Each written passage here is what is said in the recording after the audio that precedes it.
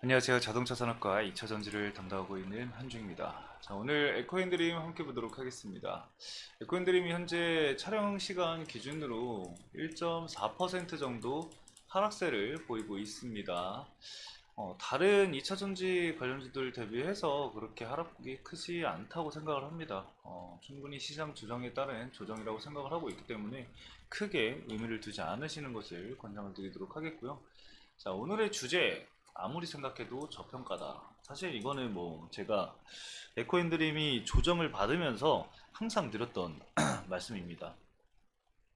제가 에코인드림은 주가 상승이 나오기 이전 직전부터 사실 에코인드림의 상승을 예측을 했었죠. 그래서 이거는 제 자랑이 아니라 시장에 나와 있는 데이터로만 봤을 때도 에코인드림의 성장성은 충분하다라고 좀 말씀을 드리고 싶고요. 캐파 증설이 완료가 되고 출하가 진행이 되면은 풀캐파로 가동을 했을 때 현재 시가총액을 대비해서 상당히 좀 저평가다라고 좀 바라볼 수 있기 때문에 해당 내용을 좀 말씀을 드리는 거고요. 이 성일하이텍과 최근에 이제 MOU를 맺은 기사가 나왔습니다. 이거는 사실 뭐 성장 과정 중에 하나라고 보시면 될 것 같아요. 결과적으로 이 성일하이텍의 이 폐배터리를 활용을 해서 이런 뭐 재활용된 이 원자재들을 통해서 에코인드림이 전구체를 생산을 하는, 그래서 원가를 좀 절감을 하게 되면서 매출과 영업이익 쪽에 긍정적인 흐름을 가져오기 위해서 이러한 행동을 진행을 하게 된 거죠. 그래서 이 부분이 사실 결과적으로 따지면은 에코인드림에게 좋은 긍정적인 이야기지만 주가에 반영이 되기에는 그렇게 큰 이슈는 아니라고 생각을 합니다. 추후에 이제 실적이 나왔을 때, 그리고 성일화이트가 이런 부분들이 진행이 됐을 때 원가 절감이 실질적으로 실적에 반영이 될 때 아마 반영이 될 것으로 예상이 되고 있습니다. 그래서 그 부분 고려한다고 한다면은 지금 당장의 큰 이슈는 이게 아니라 앞으로 이 에코인드림이 어떤 거를 우리가 좀 중요하게 봐야 되냐면은 유증을 다시금 새롭게 진행을 하는지를 좀 지켜봐야 합니다. 이게 결과적으로는 제3자 유증이 됐으면 좀 좋겠는 바람이 있는데, 일단은 유상증자를 제가 왜 기다리냐면은 이전부터 좀 말씀을 드렸죠.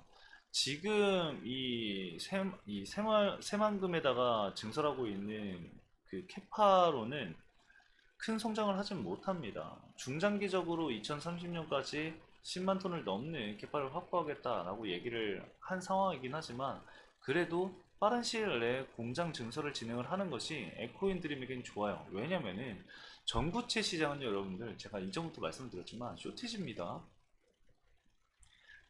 전략적으로 진행을 하기 위해서는, 빠르게 그 시장을 선점하기 위해서는 캐파를 확보를 해 두는 게 굉장히 중요하다고 저는 생각을 해요. 그래서 에코인드림이 자금력이 된다라고 한다면은 이런 부분들이 좀 빠르게 진행이 되는 게 가장 큰 호재가 아닐까 생각이 듭니다. 그래서 오늘은 그 부분 관련해서 간단히 좀 말씀을 드리고, 이 성웨라이트가 맺은 MOU 기사 한번 간단하게 읽어보면서 말씀을 드려보도록 할 거고요.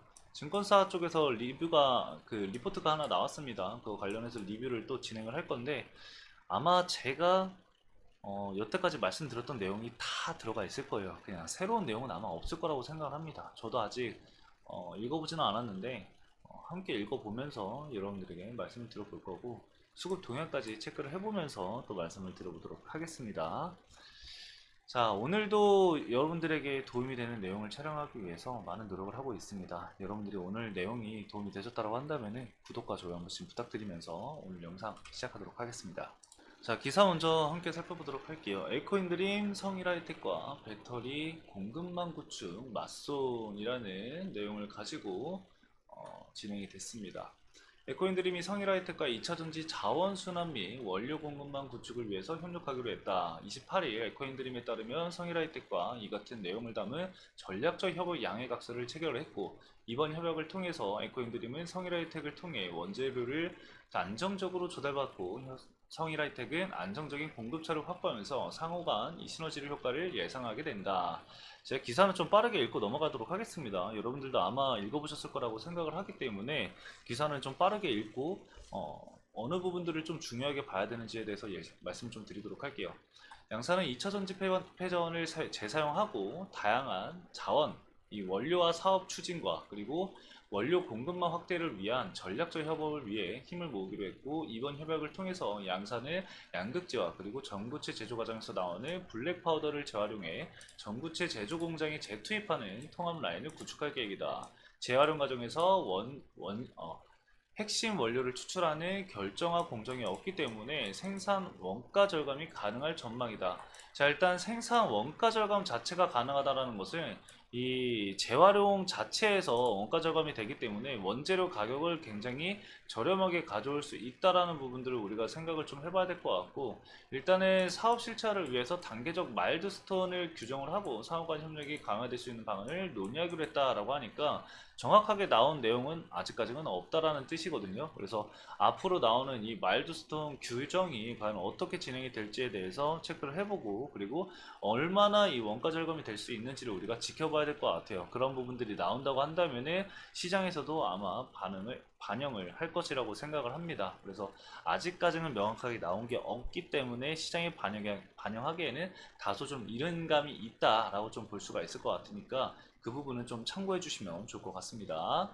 자, 차트를 보더라도 시장에 반영이 안 되고 있는 모습을 보이실 수가 있는데, 뭐 이게 그렇게 크게 지금 반영이 될 이슈가 아니라는 점 제가 앞전에 좀 말씀을 드렸죠. 그래서 그 부분을 감안한다고 한다면은 앞으로 지켜봐야 될 내용 중에 하나는 이 원가 절감이 어느 정도 가능한지를 지켜봐야 될 부분이다 라고 좀 말씀을 드릴 수가 있을 것 같고, 자, 그리고 에코인드림 그 IBK 투자증권에서 그 리포트가 나왔습니다. 근데 이거는 제가 보여드릴 수가 없어서 아마 저작권 때문에 제가 보여드릴 수가 없어서 그냥 제가 말로 좀 설명을 하도록 하겠습니다.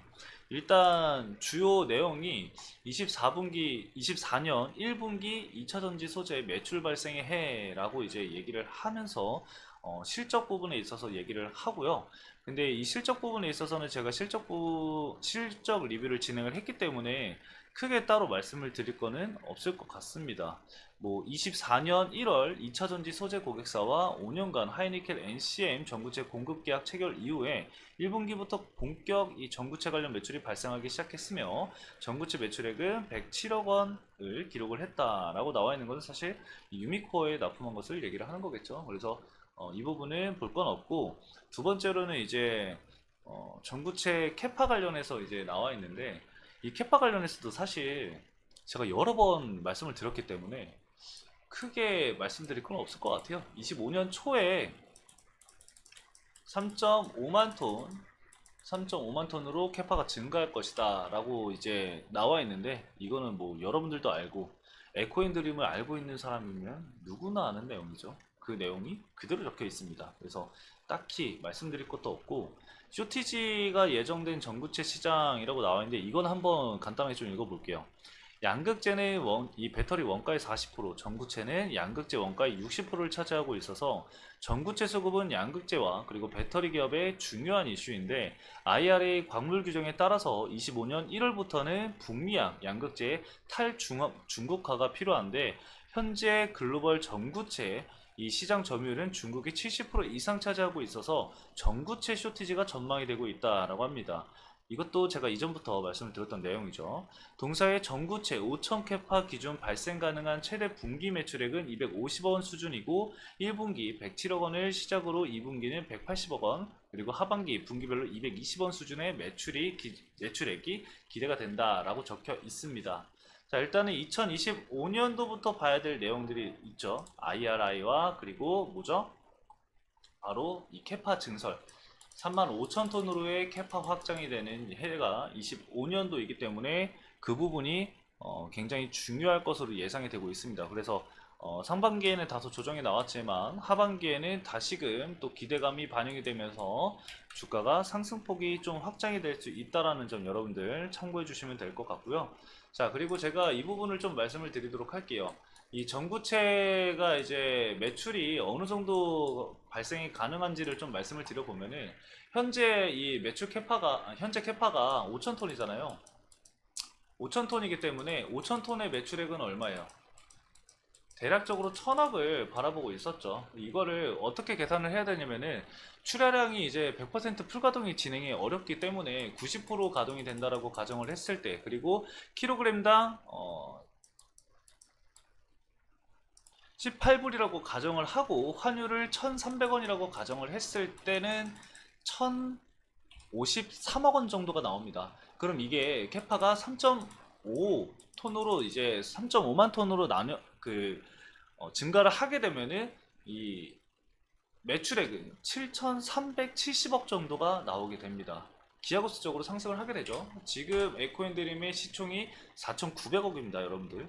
단순히 이것만 계산을 해봤을 때도 이 시가총액이 굉장히 적다라고 느껴지죠, 여러분들. 물론 여기에 이제 타겟을 어느 정도로 잡냐, 이 멀티플을 몇 배를 잡냐에 따라서 예상 시가총액이라던가 뭐 기대 시가총액이 달라질 수는 있습니다. 그렇기 때문에 일단은 좀 지켜봐야겠지만 지금 현재의 시가총액은 그래도 상당히 좀 저평가라고 우리가 예상을 좀 해볼 수가 있다 정도로 말씀을 드릴 수가 있을 것 같아요. 그래서 이거는 뭐 제가 사실 너무 오래전부터 계속해서 말씀을 드렸기 때문에 이제는 여러분들도 알고 있을 거다라고 생각을 합니다. 그래서 해당 내용들은 꼭 여러분들 알고 있어야 된다고 굳이 다시 한번 또 말씀을 드리고요. 수급적인 측면을 바라봤을 때 아직까지 좀 부족한 부분이 있습니다. 제가 말씀드리지만 메이저 수급이 그렇게 도드라지게 나와 있지 않아요. 이 수급의 주체가 나올 수 있게끔 매집이 되는지 계속해서 제가 체크를 해보고 여러분들에게 말씀을 드릴 테니까 참고해 주시면 좋을 것 같습니다. 자, 오늘 에코인드림 여기까지 말씀을 드리면서 마치도록 하겠습니다. 오늘도 시청해주신 여러분들 너무나도 감사드리고요. 오늘 영상도 도움이 되셨다고 한다면 좋아요 한 번씩만 부탁드리도록 하겠습니다. 감사합니다.